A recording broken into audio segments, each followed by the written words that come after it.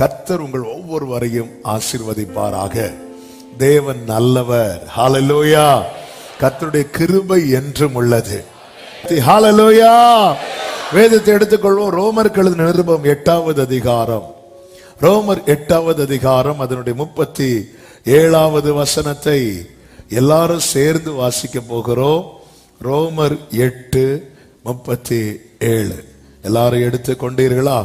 ரோமர் 8வது அதிகாரம் 37வது வசனம் சேர்ந்து சத்தமாய் வாசிக்கலாமா?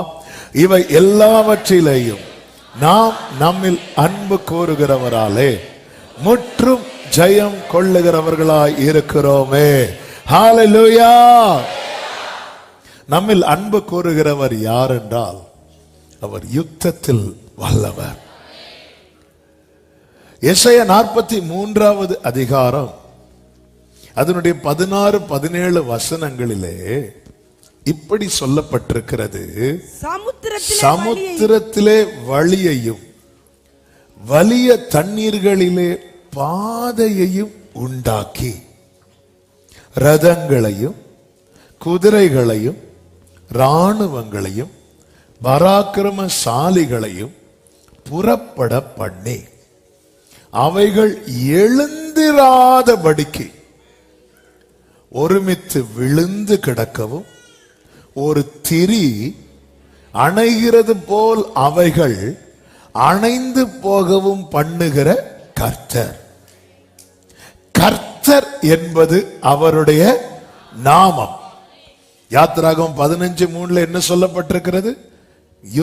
கர்த்தரே யுத்தத்தில் வல்லவர். கர்த்தர் என்பது அவருடைய நாமம். அந்த கர்த்தர் என்ன செய்ய வல்லவர் என்றுதான் ஏசாயா 43:16-17 நாம் படித்தோம்.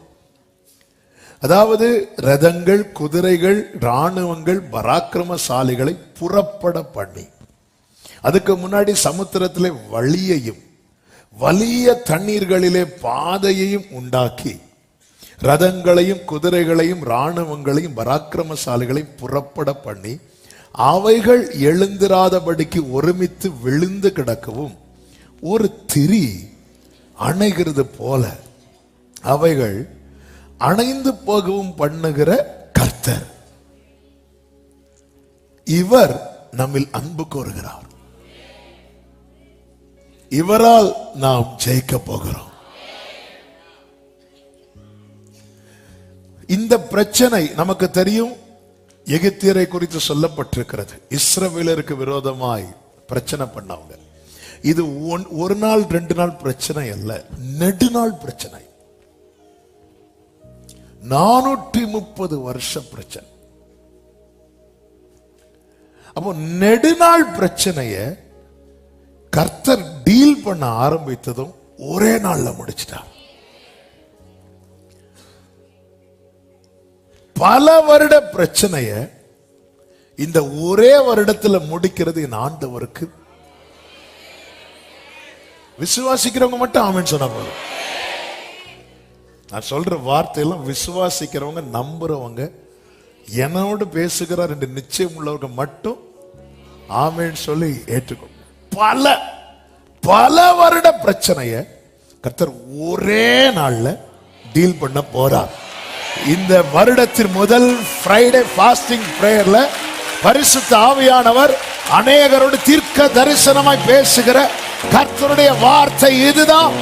பல நாள் பல வருட பிரச்சனைய ஒரே நாள்ல டீல் பண்ண போகிறார். ஹல்லேலூயா. ஒருபுறம் இவர் ரதங்களையும் குதிரைகளையும் இராணுவங்களையும் பராக்கிரமசாலிகளையும் புறப்பட பண்ணும் போது, இன்னொரு புறத்தில் சங்கீதம் 77 அதனுடைய 19-20 வசனங்களிலே சொல்லப்பட்டிருக்கிறது. உமது காலடிகள் தெரியப்படாமற் போயிற்று, உமது வழி கடலிலும் உமது பாதைகள் திரண்ட தண்ணீர்களிலும் இருந்தது. ஏசாயா 43:16 என்ன படித்தோம்? சமுத்திரத்திலே வழியையும் வலிய தண்ணீர்களிலே பாதையையும் உண்டாக்கி. இங்க நாம் என்ன படிக்கிறோம்? உமது வழி கடலிலும் உமது பாதைகள் திரண்ட தண்ணீர்களிலும் உண்டானதென்றல்ல, அதன் அர்த்தம் என்ன? இஸ்ரவேலர்கள் வர்றதுக்கு முன்னாடியே கர்த்தர் அங்க வழியை உண்டாக்கிட்டார். ஹல்லேலூயா. உங்க முன்னாடி வனாந்திரம் இருக்கலாம், பள்ளத்தாக்கு இருக்கலாம், ஆனா அந்த பாதையில நீங்க வருவதற்கு முன்னமே உங்களுக்கு வேண்டியதை கர்த்தர் உண்டாக்கி வைப்பார். அங்க இங்க இருந்தது 20 சொல்லப்பட்டிருக்கிறது. மோசே உமது வழி கடலில் உமது பாதைகள் 19 திரண்ட தண்ணீர்களிலும் இருந்தது. உமது காலடிகள் தெரியப்படாமற் போயிட்டு. 19வது வசனம், தெரியப்படாமற் போயிட்டு. 20 சொல்லப்பட்டிருக்கிறது, மோசே ஆரோன் என்பவர்கள் கையால் உமது ஜனங்களை ஒரு ஆட்டு மந்தையை போல வழி நடத்தினீர். வசனம் போடுறவங்க குயிக்கா மாத்துங்க. மோசே ஆரோன் என்பவர்களின் கையால். இங்க ஒரு கூட்டத்தை அதே பாதையில வழி நடத்துகிறார், இன்னொரு கூட்டத்தையும் புறப்பட பண்ணுகிறார். 2 கூட்டத்தையும் புறப்பட பண்ணுகிறது யார்தான்? கர்த்தர். ஆட்டு மந்தையை போல, இதுதான் நம்ம கொஞ்சம் முன்னாடி படித்தோம், மிருக ஜீவன்களை போல. அப்ப தேவனால வழி நடத்தவும் முடியும், அழிக்கவும் முடியும். சர்வ வல்லவர். ஆனா இங்க என்ன சொல்லப்பட்டிருக்கிறது என்று பார்த்தால், அந்த நெடுநாள் பிரச்சனை எப்போ ஒரே நாள்ல முடிச்சார் தெரியுமா? எப்போ ஜனங்கள் அவரால் நடத்தப்பட்டார்களோ. இன்னைக்கு செய்தி தரும்.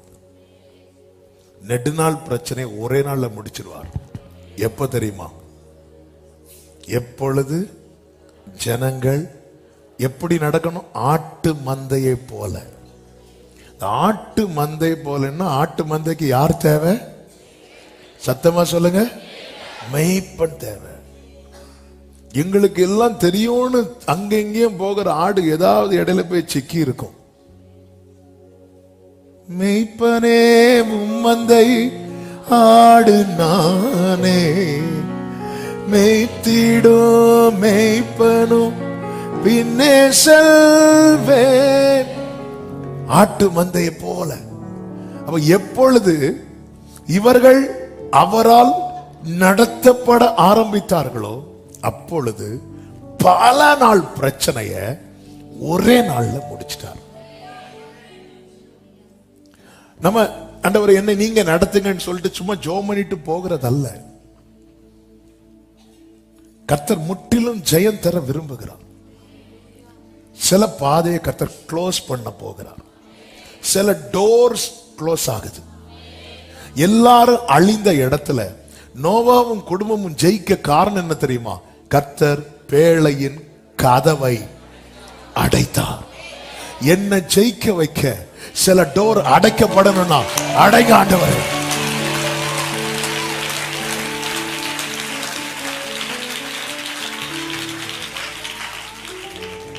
ஆமே. ரிசல்ட் என்னவா இருக்கணும் தெரியுமா? ஜெயமா இருக்கணும்.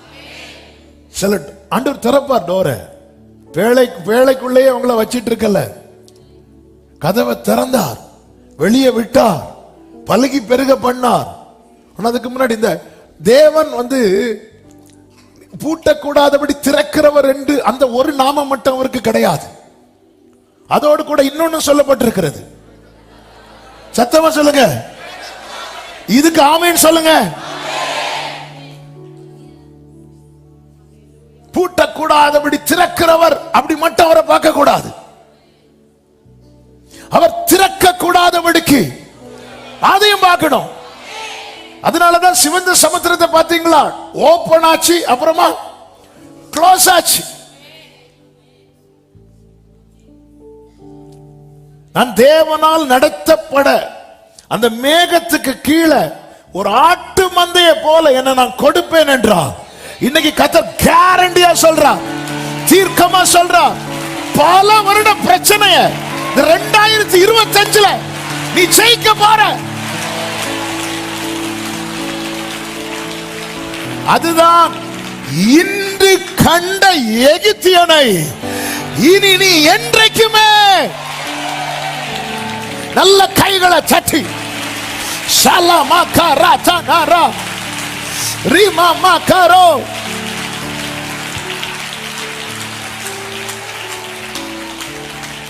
ஆக்சுவலா போன திங்கட்கிழமையில நியூ இயர் சர்வீஸுக்காக ஜெபம் பண்ணிட்டு இருக்கும்போது இன்னொரு வேர்டை வந்து ஆண்டவர் அப்படி நினைவில் கொண்டு வந்தார். கடற்கடன்னு டைப் பண்ணி வச்சிருந்தேன்.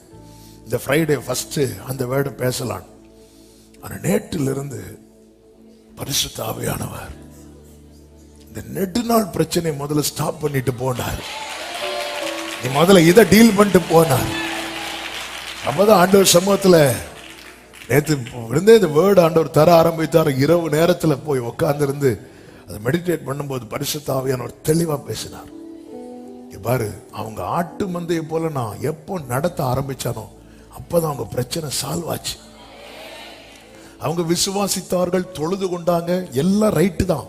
ஆனா பிரச்சனை சால்வ் ஆகல. நம்ம எல்லாம் விசுவாசிக்கிறோம், தொழுது கொள்ளுகிறோம், அடுத்து என்ன பண்றோம்? நம்ம இஷ்டத்துக்கு போறோம்.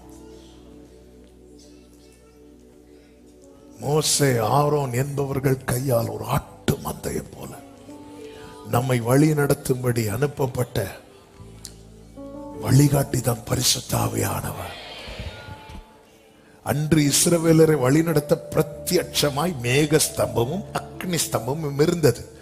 இன்று நம்மை வழி நடத்துகிறவர் எங்கேயோ அல்ல, நமக்குள்ளே இருந்து.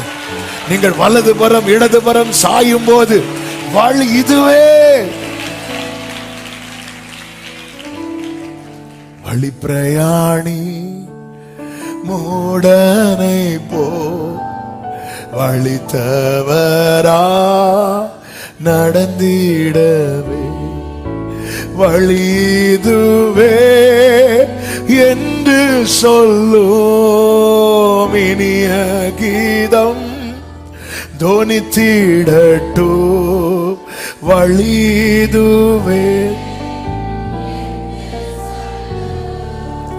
இனிய கீதம் தோனித்திடட்டும். தேவனால் வழி நடத்தப்படணும்னா ஃபர்ஸ்ட் எங்க இருந்து வெளியே வரணும் தெரியுமா? எகிப்தில இருந்து வெளியே வரணும். யாத்திராகம் 12வது அதிகாரம் அதனுடைய 39, 40, 41 வசனங்களை வாசியுங்கள். எகிப்திலிருந்து அவர்கள் கொண்டு வந்த பிசைந்த மாவை புளிப்பில்லா அப்பங்களாக சுட்டார்கள். அவர்கள் எகிப்தில் தரிக்க கூடாமல்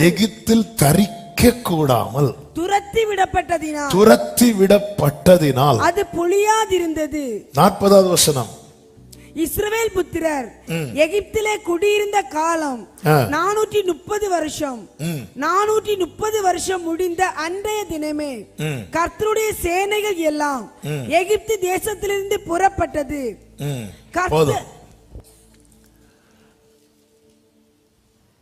எகிப்திலிருந்து வெளியே வர தேவன் வாய்ப்பு தருவார். பாத்தீங்களா? எகிப்திலிருந்து வெளியே வர தேவன் தரும் வாய்ப்பை தவற விடக்கூடாது. இதுவரை விடமாட்டேன் என்ற பார்வோன் இப்பொழுது போன்னு சொல்லுகிறான். அதாவது சில காரியம் நம்மளால விட முடியாம இருக்கும், அகப்பட்டிருப்போம். அதுல இருந்து வெளியே வர்றதுக்கு ஒரு சான்ஸ் கர்த்தர் தருவார் பாருங்க. அந்த சான்ஸை யூஸ் பண்ணி ஒருத்தன் வெளியே வாரானா அவன் ஜெயிச்சிருவான். இந்த வேர்ட் எகிப்திலிருந்து சும்மா வெளியே வரல, ஆண்டவர் எனக்கு காட்டி தந்ததுதான் வாய்ப்பு. இதுக்கு இன்னும் ஒன் டே டிலே பண்ணியிருந்தா பார்வன் வேற மாதிரி ஆயிருப்பான். பார்வன் சே இவனை தெரியாம விட்டுட்டேனே அவனால தாங்க முடியல. அந்த வாய்ப்பை பயன்படுத்தணும். கர்த்தர் சில காரியத்திலிருந்து வெளியே வர முடியல, கர்த்தர் வாய்ப்பு கொடுப்பார். கர்த்தர் தரக்கூடிய வாய்ப்பை பயன்படுத்தி எஸ்கேப் ஆகணும், வெளியே வரணும். லோத்துக்கு வாய்ப்பு கொடுக்கப்பட்டது. பைபிள் சொல்லுகிறது அவன் தாமதித்துக் கொண்டிருந்தான். அவன் தாமதித்துக் கொண்டிருந்தான்.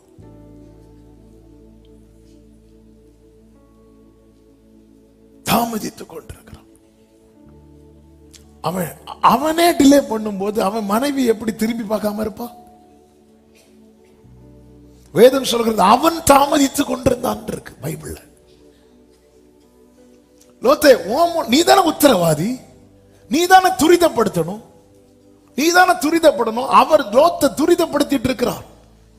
ஆதியாகமம் 19:15 நீ அழியாதபடிக்கு எழுந்து உன் மனைவியையும் இங்கே இருக்கிற உன் 2 குமாரத்திகளையும் அழைத்து கொண்டு போ என்று சொல்லி அவனை துரிதப்படுத்தினார்கள். அவன் தாமதித்துக் கொண்டிருக்கும் போது அப்படின்னு அவன் தாமதித்துட்டு இருக்கிறான். நாமளே இப்படி இருக்கும்போது நம்ம கூட இருக்கிறவங்க, நம்மளை சார்ந்து இருக்கிறவங்க, விசுவாசத்துல நம்ம தான் நம்ம வீட்டுல ஸ்ட்ராங்கா இருப்போம், ஜெபத்துல நம்ம தான் ஸ்ட்ராங்கா இருப்போம். நாமளே யோசிக்கும் போது, நாமளே தடுமாறும் போது நம்ம கூட இருக்கிறவங்க, நம்ம எல்லாம் லோத்தின் மனைவியை பிளேம் பண்றோம். ஆனா இந்த இடத்துல இவன் டிலே பண்ணாம வெளியே வந்திருந்தானா அவன் இந்த இழப்பை பார்த்திருக்க மாட்டான். ஃபர்ஸ்ட் போகும்போது அவங்க சொல்லல நீ அழைத்து கொண்டு போன்னு மட்டும்தான் சொல்றார்.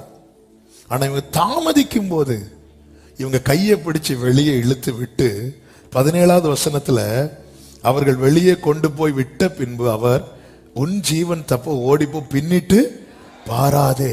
இதுக்கு அப்புறம் தான் ஃபர்ஸ்டே நீ ஓடிப்போன்னு சொல்லியிருந்தானா அவங்க போயிருப்பாங்க. டிலே பண்ண ஆபத்து நெருங்கி இருக்கிறது. டிலே பண்ண வாய்ப்பு கிடைக்குது, ஒரு கோல்டன் சான்ஸ். ராகாவை பாருங்க, சான்ஸுக்காக வெயிட் பண்ணிட்டு இருந்தான். எனக்கு மட்டும் ஒரு வாய்ப்பு கிடைக்கட்டும். அப்ப சொல்றாங்க வேவு பார்க்க வந்தவங்க, இங்க மாறுமா இந்த சிகப்பு கயிறு இந்த ஜன்னல்ல கட்டிக்கோ, நாங்க இதை பிடிக்க வரும்போது நீ இதுக்குள்ள இருக்கணும். வாய்ப்பு மிஸ் பண்ணல. அன்னைக்கு மட்டும் ராகாப் என்னும் வேசின் இருக்கு, அன்னைக்கு மட்டும் அவ அந்த பழைய வாழ்க்கையை நோக்கி போயிருந்தானா இல்ல, அவள் தனக்கு கிடைத்த வாய்ப்பை பயன்படுத்த எல்லாத்தையும் நஷ்டம் என்று எண்ணினாள். வாய்ப்பை எகிப்தை விட்டு வெளியே வருவதற்கு டெய்லி சான்ஸ் கிடைக்காது. அனுக்கிரக வருஷம் இருக்கு, ரட்சணிய நாள் இருக்கு. கர்த்தரை கண்டடையத்தக்க சமயத்தில் அவரை தேடுங்கள், அவர் சமீபமா இருக்கையில். நாளைக்கு பார்த்து நம்ம எல்லாம் நிறைய தீர்மானம் எடுப்போம். இந்த ஜனவரி 1 வரட்டும். எந்த ஜனவரி? ஐயோ ஜனவரி 1 முடிஞ்சிட்டேன், நான் தூங்கிட்டேன்னு. சரி, அடுத்த ஜனவரி. இல்ல, வாய்ப்பை தேவன் தாரார். ரூத் பாருங்க, நகோமி இல்லாம பெத்லகேமுக்கு போக முடியாது. பெத்லகேம் போனதுக்கு அப்புறம் ரூத்தால நகோமிக்கு லைஃப் அது வேற. ஆனா உள்ள என்டர் ஆகிறதுக்கு நகோமி இல்லாம வாய்ப்பு இல்ல. நகோமி வேண்டாங்கிறாங்க, ரூத்தோ விடாமல் பற்றி கொண்ட வாய்ப்பை மிஸ் பண்ணல. ஓர்பாள மாதிரி கோச்சுக்கிட்டு ரூத் போயிருந்தானா சரித்திரமே இருக்க. ஓர்பாள் என்ன ஆனா தெரியல, வாழ்ந்திருக்கலாம். அங்க யாரையாவது மேரேஜ் பண்ணி எதுவுமே தெரியாது, அடையாளமே தெரியல. ஓர்பாளின் அடையாளம் தெரியவில்லை. ஆனா ரூத் சரித்திரமானால், எனக்கு சான்ஸ் மிஸ் பண்ணல. எனவேதான் இஸ்ரவேலர்கள் புறப்படும் போது இஸ்ரவேலர்கள் மட்டும் புறப்படவில்லை.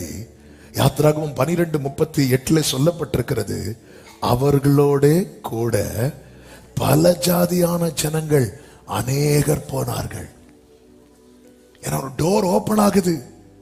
எங்க இன்னொருத்தங்க யூஸ் பண்றாங்க, வேற ஒருத்தங்க யூஸ் பண்ற. இதுதான் இயேசு சொல்லுகிறார். மத்தேயு 8வது அதிகாரம் 11-12 வசனங்களிலே, அநேகர் கிழக்கிலும் மேற்கிலும் இருந்து வந்து பரலோக ராஜ்யத்தில் ஆபிரகாம், ஈசாக்கு, யாக்கோபு என்பவர்களோட பந்தி இருப்பார்கள். ராஜ்யத்தின் புத்திரரோ புறம்பான இருளிலே தள்ளப்படுவார்கள். அங்கே அழுகையும் பற்கடிப்பும் உண்டா இருக்கும் என்று உங்களுக்கு சொல்லுகிறேன். ராஜ்யத்தின் புத்திரர் மெத்தனமா இருக்கிறாங்க, அசதியா இருக்கிறாங்க. நாளைக்கு திருந்திரலாம் இல்ல, எகிப்தை விட்டு வெளியே வர்றதற்கு கர்த்தர் ஒரு நாளை செட் பண்ணி வாய்ப்பை தரார்னா ஓடிரணும். தமஸ்குக்கு போற வழியில பவுலுக்கு ஒரு வாய்ப்பு கிடைச்சது. அந்த வாய்ப்பை யூஸ் பண்ணிட்டு என்ன செய்யணும் ஒப்பு கொடுத்துட்டான். என்ன சொல்லி இருக்கணும் தெரியுமா பவுல்? ஆண்டவரே, நான் சனகரிப் சங்கத்துக்கு போறேன், ஏன்னா எனக்கு அவ்வளவு கமிட்மெண்ட் இருக்கு, என்னால எல்லாம் அப்படிலாம் வெளியே வர முடியாது. லோத்தே, உனக்கு என்ன கமிட்மெண்ட்? சில பொருட்களை நீ விட்டுட்டு போற, அவ்வளவுதான். ஆனா நீ டிலே பண்ற. பவுல் டிலே பண்ணல. எவ்வளவு பெரிய போஸ்ட்ல இருந்தார் தெரியுமா பவுல்? ஒருவன் கொலை செய்யப்பட பவுல் சைன் போட்டு கொடுக்கிறான். அந்த சைனுக்கு அவ்வளவு வேல்யூ இருக்கு. ஆனா சான்ஸ் கிடைக்குது. அதே போலதான் நிர்பந்தமான மனுஷர்களா இருப்போம். வெளியே வர்றதுக்கு ஆண்டவர் ஒரு சான்ஸ் கொடுக்கிறார் பாருங்க. ஜம்ப் பண்ணிடணும், வெளியே வந்துடணும். இந்த சில லவ் பேர்ட்ஸ் எல்லாம் இருக்கு தெரியுமா? லவ் பேர்ட்ஸ் அதெல்லாம் கூட்டில் அடைச்சு போட்டுருமா. அது மட்டும் ஒரு சான்ஸ் கிடைச்சுன்னு வைங்களேன், லவ்வையும் காணாது, பேடையும் காணாது. சான்ஸுக்காக அப்படி சிலரும் பார்த்துட்டு இருக்கும் பாருங்க. அப்படி இருக்கணும். வருவார். பர்திமேயு சான்ஸை யூஸ் பண்ணோம். அப்ப அதட்டுனாங்க. சத்தம் போடாத. அவன் பார்த்தா இந்த சான்ஸ் நான் மிஸ் பண்ணா கடைசி வரை நான் குருடன். இந்த சான்ஸ் நான் யூஸ் பண்ணா நாளைக்கு சுவிசேஷத்துல நானும் பேசப்படுவேன். வாய்ப்பை மிஸ் பண்ணாதீங்க. வாய்ப்பை மிஸ் பண்ணாதீங்க. கர்த்தர் ரெடியா வச்சிருக்கிறார். நீ வெளியே வந்தா நீ எவ்வளவு நன்மைகளை பார்க்க போகிறாய். உன் நெடுநாள் பிரச்சனைய கர்த்தர் உன் கண்ணுக்கு முன்னாடி இல்லாமக்க போகிறார். ஹல்லேலூயா, ஹல்லேலூயா. நெடுநாள் பிரச்சனைய